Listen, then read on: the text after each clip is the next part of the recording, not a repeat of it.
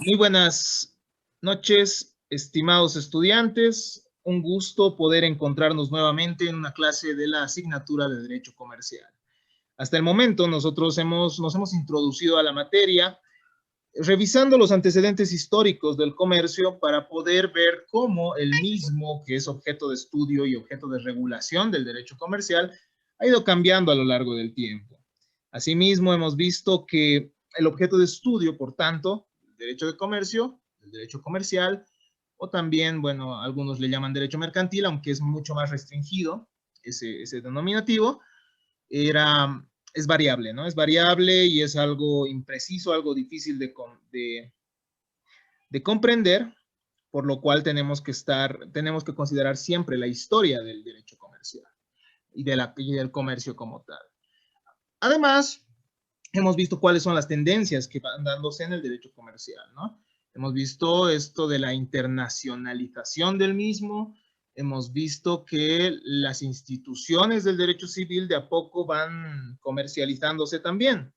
Es decir, relaciones que regían a particulares de a poco van teniendo fines de lucro, de a poco se van haciendo habituales y esto genera un fenómeno muy interesante, un fenómeno que no puede desconocerse al momento de estudiar esta materia.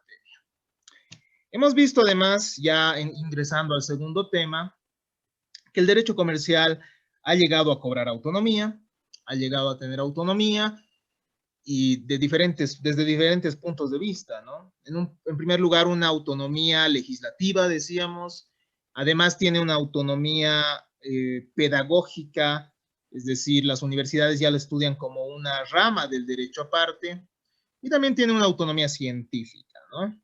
Es decir, hay estudios inherentes a esta asignatura. Hemos visto además que cobra autonomía del derecho civil, ¿no? ¿Por qué? Porque hay ciertas reglas que son propias de esta área del derecho. Y veíamos que hay un carácter, según las perspectivas, hay un carácter de excepcionalidad o de especialidad. Pero finalmente veíamos que nuestro código de comercio establece que primero debe acudirse a las normas de este código y cuando haya lagunas en este código de comercio, recién se aplicarán las disposiciones de nuestro código civil. Habiendo realizado estas precisiones sobre el derecho comercial, sobre su autonomía y sus fuentes, que era un aspecto muy importante, nosotros veíamos que entre las fuentes del derecho comercial está la Constitución, claro está, porque estamos en un Estado, buscamos un Estado constitucional de derecho, tiene artículos en nuestra Constitución en los cuales se puede distinguir y se puede ver la protección que da a los comerciantes, ¿no? El derecho comercial mediante artículos, por ejemplo, como el 52, en el cual se da esa libertad de empresa, y el artículo 56, que regula la propiedad privada. Hemos visto que entre las fuentes del derecho comercial también se encuentra la ley, se encuentra la costumbre, y hemos visto que es muy importante la costumbre, y es que al final los comerciantes desarrollan sus actividades bajo habitualidad, constantemente, ¿no? Van reiterando cierto tipo de conductas que el derecho comercial va a reconocer. Una vez que hemos realizado estas precisiones, estimados estudiantes, nosotros tenemos que ingresar al estudio de los actos de comercio. ¿Por qué? Porque el derecho comercial, como nosotros decíamos, es el derecho de los comerciantes y de los actos de comercio. Pero, ¿qué son los actos de comercio?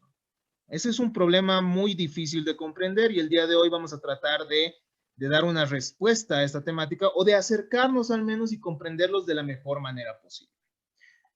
Avancemos entonces y empecemos manifestando que con el autor Puente citado por Tola, que al principio todos los actos realizados por el comerciante eran de comercio, pero desde la Edad Media la doctrina se encuentra con una categoría especial de los actos que caían dentro del ámbito de aplicación de las reglas del derecho comercial con abstracción de la persona que los realizaba. Es decir, que en algún momento llega a ser trascendente el acto mismo y ya no, es decir, ya no es suficiente el, ya no es suficiente simplemente considerar al derecho comercial como el derecho que regula a los comerciantes, es decir, a un gremio específico. se objetiviza esto, ¿no? Y es necesario distinguirlo. El Código francés de 1807 es el primero que usa este denominativo. Antes, obviamente, había actos de comercio, ¿no? En la realidad, pero por primera vez se usa esta expresión en 1807 y pese a que la categoría ya era conocida antes, ¿no? Como habíamos manifestado. El acto comercial, estimados estudiantes, ya era conocido en la Edad Media, es decir, en aquel tiempo en el que se regían los gremiales, pero no era determinante, ¿no? Para conocer el derecho comercial. Llega un momento en el que sí se le pone mayor énfasis. Es decir, no es que el acto comercial no haya existido antes, ¿no? Es que llega un momento histórico en que el acto comercial es el que determina qué es lo que regula el derecho comercial. Porque ya no solo se regula a los comerciantes, es decir, a un gremio, sino se tiene que regular los actos de comercio, porque puede ser que haya personas que realicen actos comerciales sin ser comerciantes. ¿No ve? Eso puede suceder y eso vamos a ver y vamos a ahondarlo en este tema que vamos a desarrollar el día de hoy. Sin embargo, nos dice el material, la teoría objetiva no pudo precisar la naturaleza de los actos de comercio, resultando difícil elaborar un concepto unitario. Entonces llegamos a un momento, primero tenemos una etapa subjetiva, ¿se acuerdan cuando ustedes leían a Carlos Morales Guillén? Primero hay un momento en el que el derecho comercial solo regula comerciantes, hay el acto de comercio, claro está, pero el mismo ya se presupone, digámoslo así, pero posteriormente hay una perspectiva objetiva que trata de diferenciar los actos de comercio para ver que los mismos, o para estudiar los mismos como objeto del derecho comercial. El problema, estimados estudiantes, es que resulta difícil delimitarlos y vamos a analizar unas cuantas teorías que tratan de realizar esta delimitación.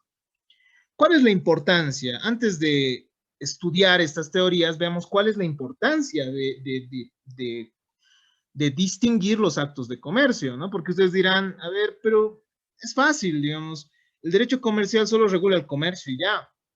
Pero nosotros, estimados estudiantes, tenemos que conocer cuál es un acto comercial para diferenciarlo de un acto civil. Porque si nosotros no realizamos esta distinción, no vamos a saber qué norma aplicar, por ejemplo. Entonces, veamos cuál es la importancia. Es importante precisar si un acto es civil o comercial, porque nosotros, cuando sepamos cuál es un acto comercial, vamos a saber qué legislación de fondo va a ser aplicable a los casos concretos, ya que las instituciones jurídicas son distintas, ya que las soluciones otorgadas por el derecho comercial son diferentes a las establecidas por el derecho civil. Asimismo, estimados estudiantes, para efectos probatorios, el derecho comercial tiene regulaciones propias, así como el derecho civil tiene sus propias regulaciones. Según la naturaleza del acto, las reglas para probar su existencia y efectos son diferentes. Nosotros vamos a analizar, por ejemplo, que los comerciantes tienen que trabajar o trabajan registrando en ciertos libros los actos que van desarrollando, ¿no? Y ese tipo de actos, por ejemplo, no van a ser prueba dentro de una relación civil. Entonces es importante también conocer los actos de comercio para comprender los efectos probatorios. Por otro lado, también son importantes para fines profesionales, es decir, que el acto de comercio permite definir quién sería comerciante, porque quién sería comerciante, ¿no? Por ejerciendo esos actos de comercio. Asimismo, el acto de comercio nos va a ayudar a comprender los efectos de la quiebra, el momento en que el comerciante no puede cumplir con sus obligaciones. Nosotros, precisando cuáles son los actos de comercio que ha realizado, vamos a poder saber cuáles son los actos que se involucren dentro de esa quiebra, cuáles serán las obligaciones, por ejemplo, comerciales que tenga que pagarse en el momento de la quiebra. ¿Vale? Entonces, eso es importante comprenderlo. También, estimados estudiantes, es importante distinguir los actos de comercio para fines tributarios, es decir, para establecer cuáles son los deberes impositivos que debe cumplir el empresario. El Código de Comercio acepta la teoría de los actos de comercio, ya que enumera ciertos actos de la vida real como actos comerciales en su artículo 6. Entonces, no es un tema ajeno a lo establecido por nuestro ordenamiento jurídico.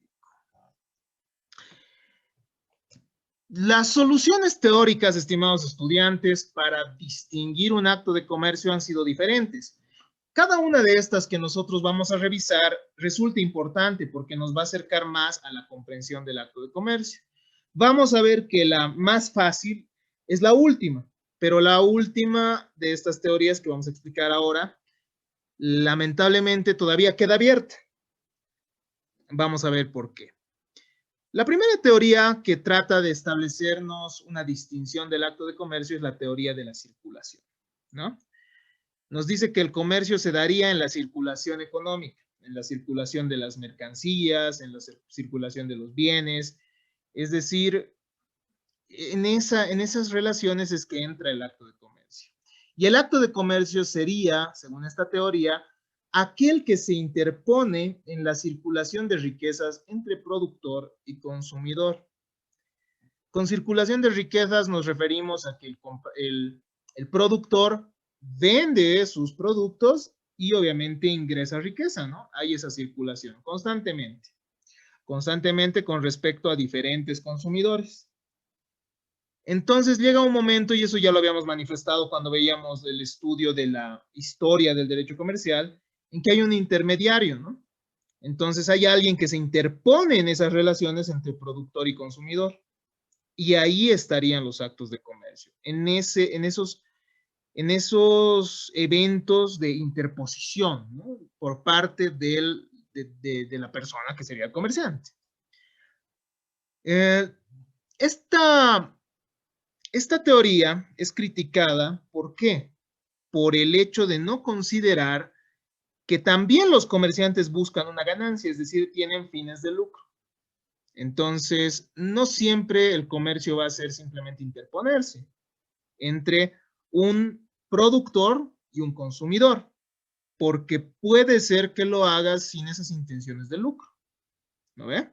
Entonces, es una teoría, una observación a esta teoría. Además de la teoría de la circulación, se ha generado otra teoría denominada la teoría de la especulación. La teoría de la especulación nos dice que la principal característica del comercio es la búsqueda de lucro, ¿no? Es decir, es tener fines de lucro, es buscar enriquecimiento. Entonces, eso es lo que nos dice esta teoría de la especulación. Sin embargo, estimados estudiantes, para esta teoría quedarían fuera las obligaciones o ventas que se realizan en precios inferiores o reales. ¿No ve? Si alguien vende un producto al precio justo, digámoslo así, o en un precio inferior, no entraría dentro de los actos de comercio para esta teoría. Pero si ustedes analizan muchas veces por estrategia inclusive, se vende al mismo precio, ¿no? Al precio justo inclusive, o a precios inferiores, bajo ciertas ofertas que se podrían dar, etc. Entonces, tampoco es una teoría que pueda ser cabalmente cierta, ¿no? Totalmente cierta. Por otro lado, tenemos la teoría de la profesionalización del que realiza el acto. Para esta teoría, el acto de comercio va a ser aquel acto realizado por comerciantes en el ejercicio de su profesión. ¿Ve? Entonces, lo que determinaría que estemos ante un acto de comercio es el hecho de que un comerciante lo realice. Desconoce que hay no comerciantes que realizan actos de comercio. Ese es el problema de esta teoría. Entonces, hay personas que pueden ejercer, o sea, pueden realizar o pueden formar parte de los actos de comercio sin necesariamente ser comerciantes. Y eso es lo que no comprende esta teoría, ¿no? No contempla. Tenemos además la teoría de la repetición de los actos. Ya a esta nos hemos referido también en algún instante cuando tratábamos de definir el objeto de estudio del derecho comercial. La teoría de la repetición de actos nos dice que el acto comercial se suscita cuando estamos ante un acto comercial cuando las operaciones se realizan de forma reiterada y no aislada, ¿no? Si estamos entonces ante actos aislados, no estaríamos ante un acto de comercio. Pero ojo, el problema de esta teoría es el siguiente, hay también crítica a esta teoría. En primer lugar, no toma en cuenta el lucro, ¿no? Es la misma crítica que se habría dado a la teoría de la circulación. Y además no toma en cuenta la habitualidad, es decir, para esta teoría basta que una persona lo haga, bueno, realice los actos de manera reiterada, pero no toma en cuenta la habitualidad. Y aquí está el ejemplo, ¿no? Una persona puede de manera aislada efectuar muchas operaciones de venta en un solo día, Entonces, según esta teoría, sí entra, según esta teoría, sí entraría como acto de comercio, pero el problema es que por el hecho de hacerlo reiteradas veces en un día, eso no significa que sea habitual. Entonces, debe tomarse en cuenta también la habitualidad en el acto de comercio. Finalmente, estimados estudiantes, tenemos la teoría de la calificación legal. Y esta es la más simple, ¿no? Los actos de comercio son aquellos señalados por el Código de Comercio y en las leyes especiales, en las leyes comerciales especiales. Si así fuera, estimados estudiantes, esto sería sumamente simple, pero vamos a ver que no es así, que en algún momento, debido a que en realidad estamos bajo un sistema de números apertus, es decir, de números abiertos, porque nuestro código de comercio, además del listado de actos de comercio, establece que hay otros actos que pueden ser actos de comercio, ¿no ve? Y cuando dice esos otros actos, vamos a tener que acudir también a todas estas teorías para acercarnos un poco más al acto de comercio. Estimados estudiantes, el acto de comercio es difícil de conceptualizar, ¿no? Bueno, puede llegarse a un concepto, pero no a una definición, ¿no? Así que analicemos qué es lo que pasa con este concepto.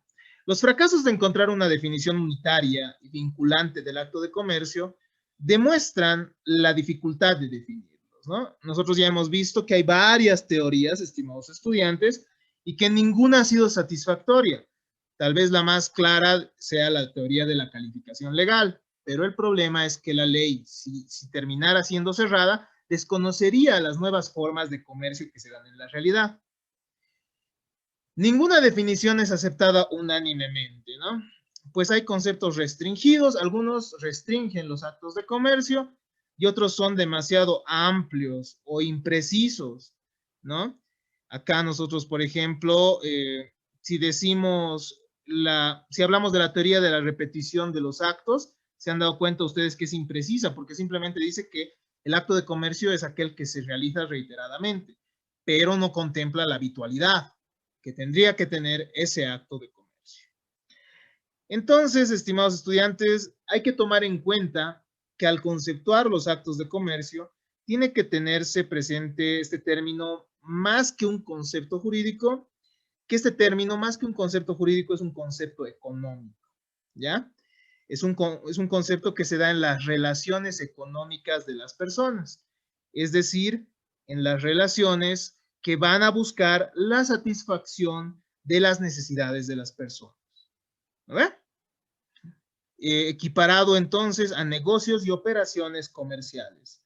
Las operaciones comerciales, los negocios implican pues una relación en la cual los consumidores van a buscar la satisfacción de sus necesidades y los vendedores también en cierto punto, ¿no? Además de lucrar también con ello, aunque, reitero, no siempre es determinante. Si nosotros revisamos algunos textos de derecho comercial, nos dirán también algunos autores que no siempre el comerciante va a buscar el lucro, sino que también el comerciante muchas veces va a buscar prestigio sin necesidad de buscar el lucro, ¿no? Entonces, no es algo determinante. Son operaciones que con fines de lucro y en forma habitual, esta es una definición creo válida, ¿no? Y además que la toma en cuenta Tola, es la definición de Lindbergh Durán Ortiz, y nos dice que los actos de comercio son operaciones con fines de lucro y en forma habitual, ¿no? Que van a realizar tanto los comerciantes como personas que no son comerciantes y que recaen en hechos y objetos materiales, siendo por consiguiente estos de dominio comercial. Los actos de comercio, estimados estudiantes, se encuentran clasificados en nuestro Código de Comercio, ¿no? Y según esta clasificación otorgada, nosotros podemos encontrar una enumeración taxativa y enunciativa de los actos de comercio. Encontramos actos de comercio por accesión. Encontramos además actos de comercio mixtos o unilaterales. Y finalmente, para aclararnos un poco más sobre los anteriores conceptos, el artículo 8 del Código de Comercio nos va a decir qué actos no serían comerciales, cuáles son los actos no comerciales. Entonces, esto nos va a ayudar a comprender mejor a qué nos referimos nosotros cuando hablamos de acto de comercio. En primer lugar, entonces, tenemos una enumeración taxativa y no enunciativa. ¿A qué nos referimos con eso? Que este artículo 6 del Código de Comercio, como vamos a ver más adelante, deja abierta la posibilidad de que otras operaciones que no están detalladas en el Código de Comercio sean actos de comercio. Tenemos los actos de comercio por accesión. Estos, estimados estudiantes, siguen la premisa que ustedes van a aprender también en la materia de bienes, que nos dice lo siguiente, ¿no? Este adagio que nos dice: lo accesorio sigue la suerte de lo principal, ¿no? Lo accesorio sigue la suerte de lo principal. Lo accesorio es lo secundario, ¿no? Entonces, hay veces en que actos no comerciales son secundarios, es decir, son accesorios de una obligación principal. Eso lo vamos a analizar en un instante más. Están destinados a garantizar entonces el cumplimiento de obligaciones comerciales. Tenemos actos de comercio mixtos o unilaterales. Estos van a ser aquellos en los cuales para una de las personas que participa en el acto comercial, el acto es comercial y para la otra no lo es. Y esto es muy común. Se trata de negocios jurídicos que tienen carácter comercial solo para una de las partes que interviene. Entonces, finalmente vamos a revisar los actos de comercio. Estos tipos de actos, estimados estudiantes, se encuentran previstos desde el artículo 6 al artículo 9 de nuestro Código de Comercio, tal cual ustedes lo han podido revisar a efectos de nuestro control de lectura. Entonces, estimados estudiantes, pasemos a revisar cada una de estas clases, ¿no?, de actos de comercio. En primer lugar, hablemos de los actos y operaciones de comercio que están enumerados taxativamente, pero no enunciativa. Digo, taxativamente y enunciativamente.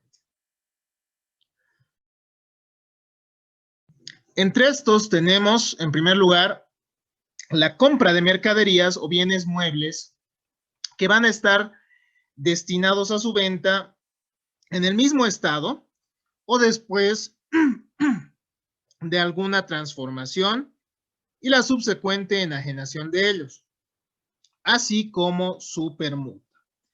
Entonces hay ciertas personas que compran bienes para revenderlos, ¿no? Compran bienes para revenderlos, los venden un poco más caro y eso entraría dentro de un acto de comercio. También otras personas modifican ciertos bienes y los transfieren. Eso entra dentro de los actos de comercio. Pero ojo que vamos a ver alguna excepción cuando veamos los actos que no pueden ser comerciales. En segundo lugar, encontramos la adquisición o alquiler de maquinaria en general o implementos para alquilarlos o subalquilarlos y el alquiler o subalquiler de los mismos, ¿no? Entonces hay cierta maquinaria o implementos de la misma que se van a alquilar. Por ejemplo, ¿no?, hay ciertas empresas que se dedican única y exclusivamente a fletar cierta maquinaria, ¿no? Por ejemplo, máquinas para pintado de edificios. Entonces, solo fletan esas y se encargan del mantenimiento. Entonces, podría entrar este tipo de actividades dentro de los actos de comercio. La compra-venta de empresas mercantiles, establecimientos comerciales o la enajenación de acciones, cuotas o partes del interés del fondo social. Los actos de disposición respecto a las sociedades, estimados estudiantes, respecto a las empresas constituidas en sociedades, forman parte también de los actos de comercio. Entonces, y nosotros vamos a comprender esto un poquito mejor cuando vayamos analizando las formas en las cuales se permite que se constituyan las sociedades, ¿no? Que tienen algunas acciones, otras tienen ciertas cuotas, vamos a ver que hay diferencias, ¿no? Dentro de los actos comerciales también entra aquella recepción de dinero en préstamo o mutuo, con garantía o sin ella, para proporcionarlo en préstamo a interés y los préstamos subsiguientes, así como dar habitualmente préstamos de dinero a interés, ¿no? Hay personas que habitualmente se dedican al préstamo de dinero y se prestan dinero justamente para prestar esto con o sin con interés, ¿no? Con interés, y esto entra dentro de los actos comerciales. Hay ciertas entidades que se dedican exclusivamente a esto, ¿no? La compra o venta de títulos valores públicos o privados con el ánimo de negociarlos, el giro, otorgamiento, aceptación o negociación de los mismos.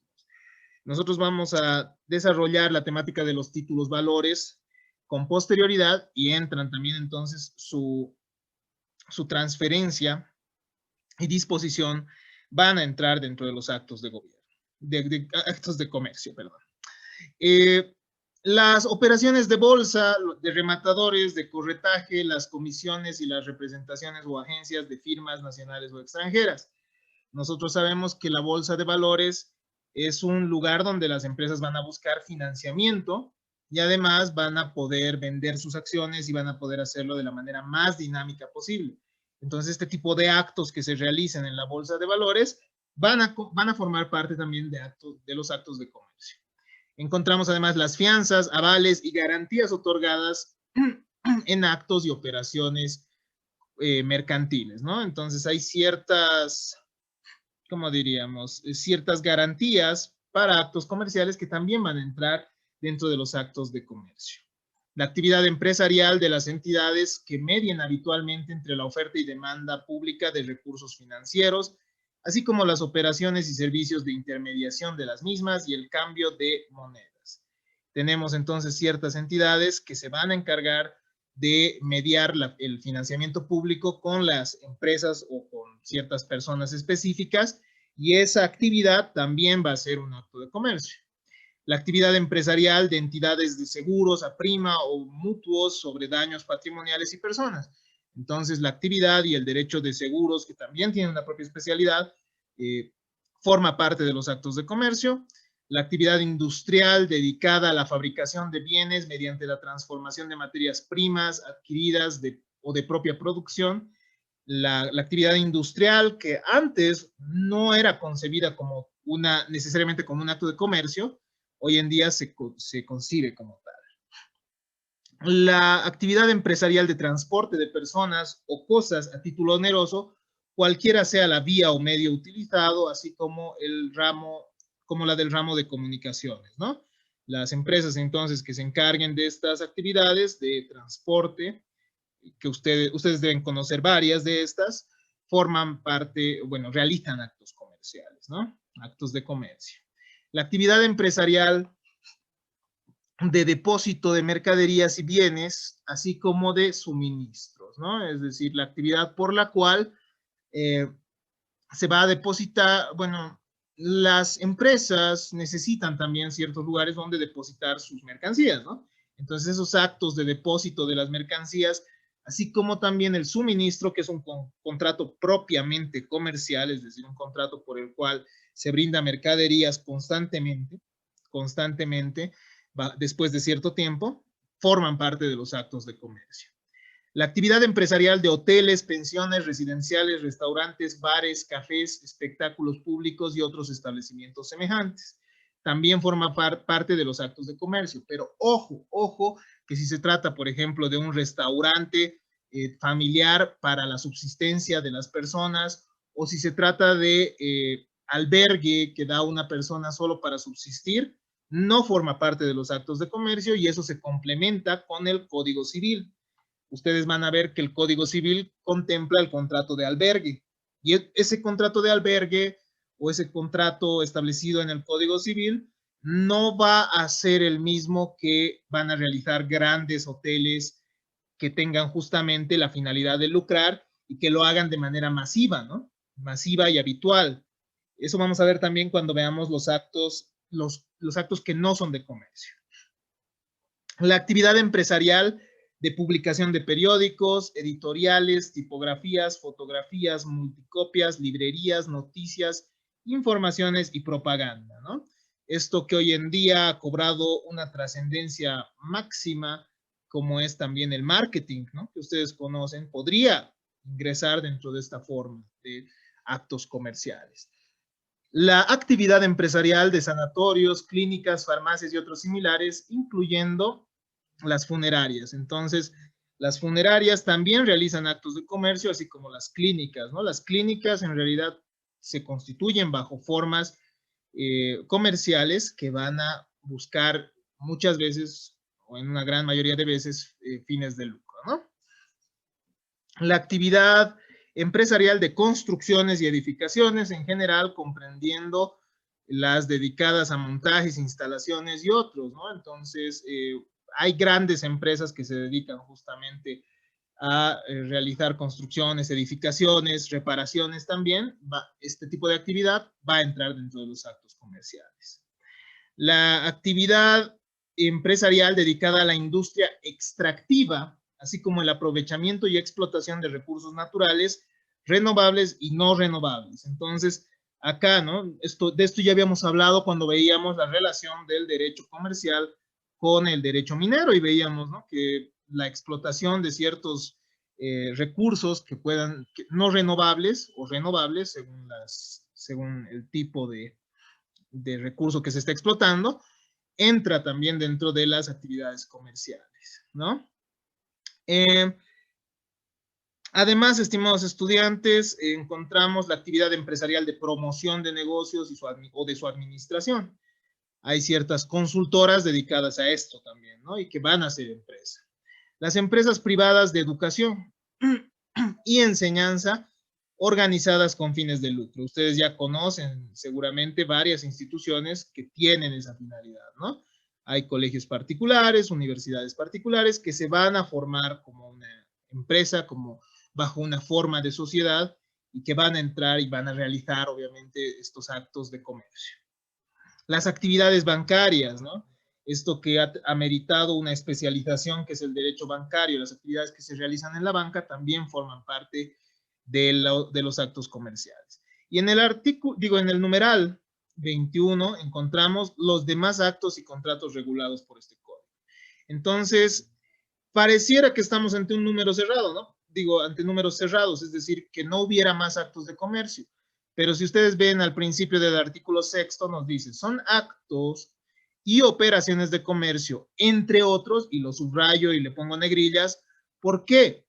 Porque pueden entrar otros actos de comercio, ¿no? Otras formas de actos de comercio, y para poder llegar a comprender eso, nosotros nos podemos ayudar con estas teorías que nosotros hemos revisado, ¿no? De la circulación, de la especulación, de la profesionalización del que realiza el acto, de la repetición de los actos, y la teoría de la calificación legal es la que acabamos de ver, ¿no? O sea, en su plena expresión. Pero entonces se permite que entren más. Y esto es bueno, ¿por qué? Porque ya hemos visto que los actos de comercio son dinámicos, ¿no? Siempre van a ir cambiando. El comercio mismo es dinámico y cambia día a día. Los actos de comercio, además de aquellos enumerados hace un instante, pueden ser actos de comercio por accesión o conexión. ¿A qué nos referimos con esto? La accesoriedad, estimados estudiantes, consiste en presumir mercantiles actos que se relacionan con una profesión, actividad o acto jurídico principal de carácter comercial, ya sea porque lo facilitan o lo garantizan, ¿no? Los actos civiles, para ser considerados actos de comercio por conexión, tienen que estar precedidos de un acto de comercio anterior. Por ejemplo, la prenda, el depósito y la hipoteca, ¿no? ¿A qué nos referimos con esto? Y esto lo van a complementar con la materia que están viendo, que es Derecho Civil Bienes. Hay actos que son propiamente comerciales, ¿no? por ejemplo, el contrato de suministro. El contrato de suministro. Por el contrato de suministro, estimados estudiantes, una de las partes se compromete a entregar cada cierto tiempo a la otra parte cierta cantidad de mercancía. ¿No ve? Supongamos, voy a suministrarte, a ver, Franz tiene su empresa su empresa constructora y yo tengo mi empresa que produce mecanismos, ¿no? ¿Qué sería esto?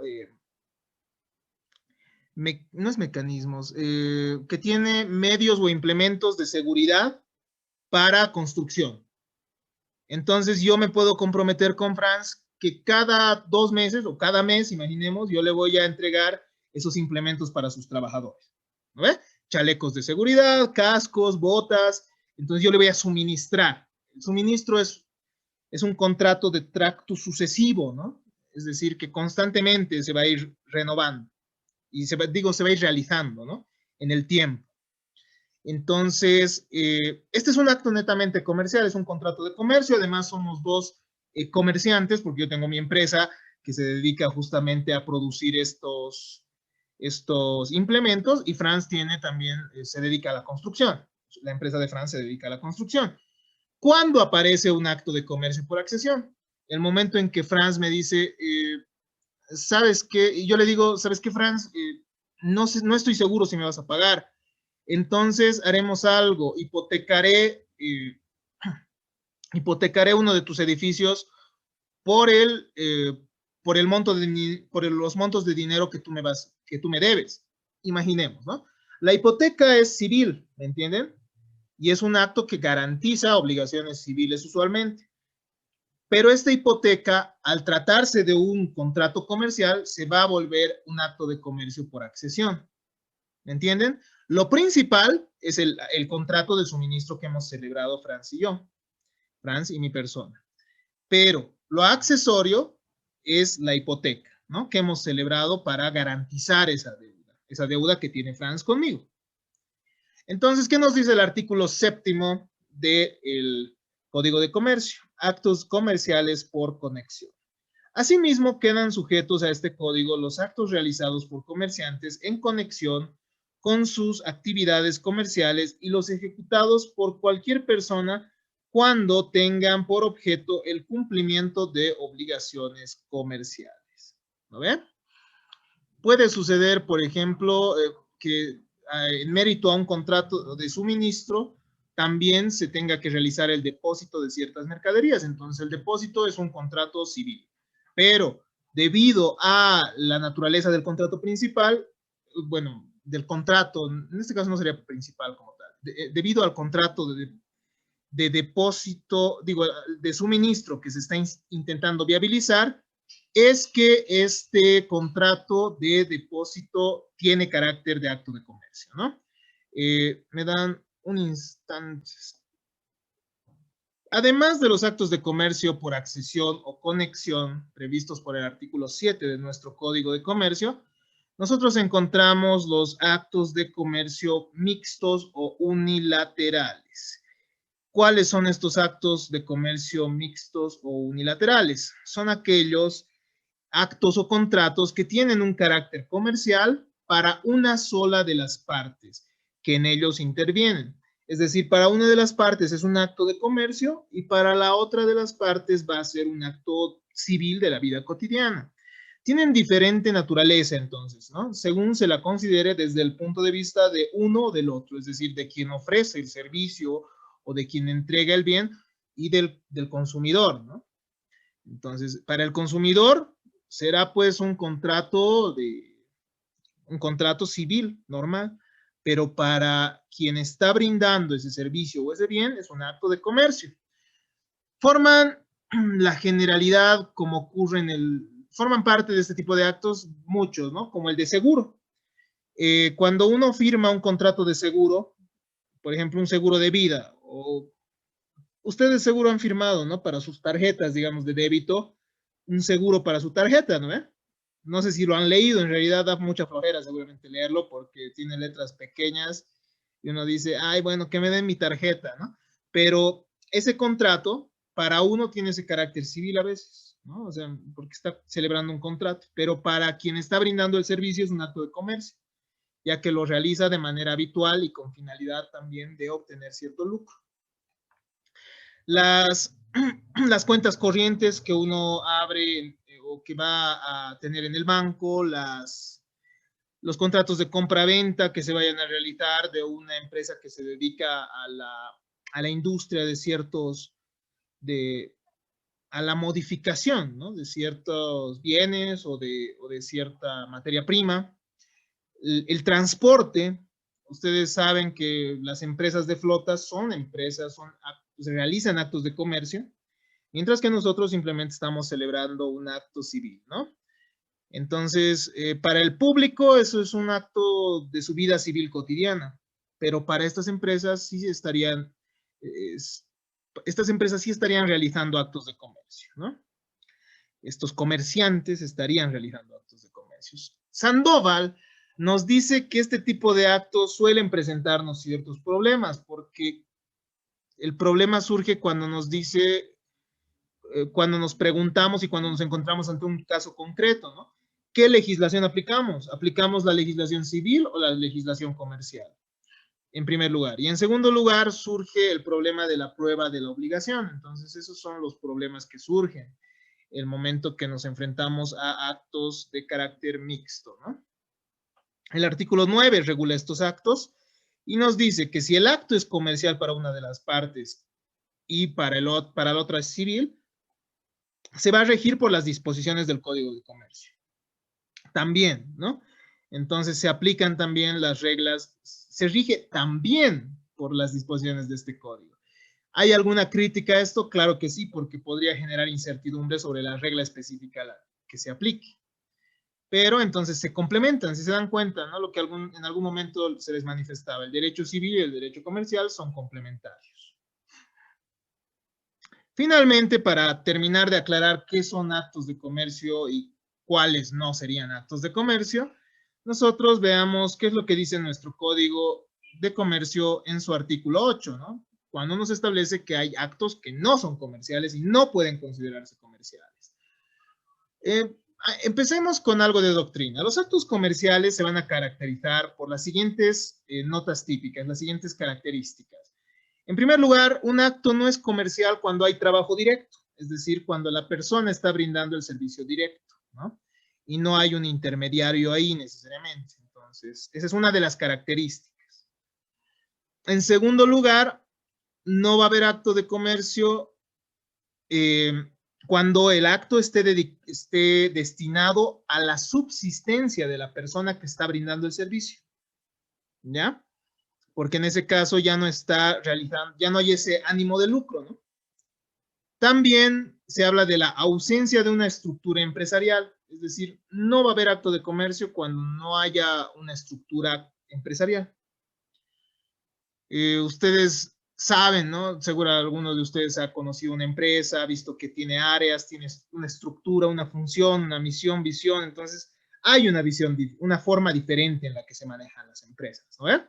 Entonces, cuando no hay eso, no estaríamos ante actos de comercio, ¿no? Estamos hablando de doctrina, obviamente nuestro código va a ser más preciso. También cuando hay ausencia de plusvalía no habría comercio, ¿no? No habría acto de comercio.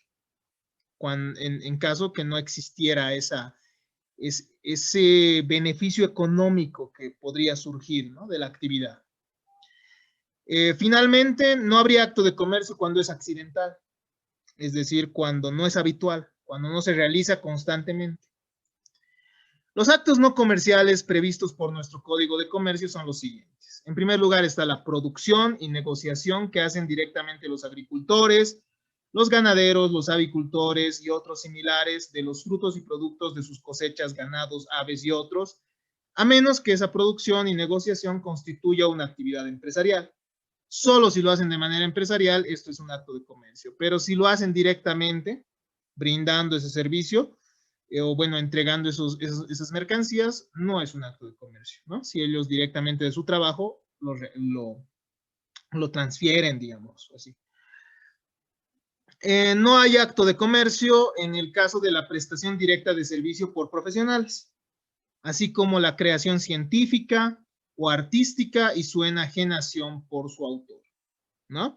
Es diferente a aquel que promueve, digamos, o que va a promover a un o artistas, que el artista mismo, ¿no? El artista mismo no está realizando entonces un acto de comercio necesariamente.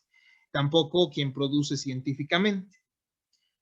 Y los profesionales que brindan su servicio directo, ¿no? Un médico, digamos, un abogado como tal. Tenemos además los trabajos u oficios manuales o de servicio de los artesanos, obreros y otros establecidos sin condición de empresarios y cuya subsistencia depende del producto de aquellos. Esta es una de las características que hemos visto hace un instante, ¿no? Los trabajos manuales de artesanos, obreros, entonces, cuya subsistencia depende de estos actos. Además, las pensiones familiares atendidas personalmente por su propietario, cuando éste realice una actividad esta actividad como medio de subsistencia. No estamos ante un acto de comercio en ese caso. La adquisición de frutos, mercaderías y otros bienes con destino al consumo o uso del adquirente o el ofrecimiento ocasional de cualquier excedente. Tampoco entra dentro de los actos de comercio. Finalmente, no entran dentro de los actos de comercio la adquisición y disposición de bienes inmuebles, salvo la ejercida por empresas dedicadas habitualmente a este giro, ¿no? Hay empresas que se dedican constantemente y habitualmente a la venta de bienes raíces, pero si esto se hace simplemente de manera ocasional, como una persona que puede vender su casa, no es un acto de comercio, ¿no? Entonces, esto ya nos aclara mucho más el panorama, ya sabemos cuándo no estamos ante un acto de comercio, ya hemos visto que los actos de comercio también son amplios, ¿no? O sea, pueden ampliarse porque las mismas relaciones económicas de las personas van cambiando día a día. Hasta acá entonces nuestra clase del día de hoy, nuestra temática también de los actos de comercio. Si es que tienen alguna duda, tenemos el foro de consultas en nuestra plataforma y también tenemos nuestras clases sincrónicas. Entonces, la próxima clase, ustedes podrán realizar las consultas que vean necesarias. Muchas gracias. Hasta aquí nuestra grabación.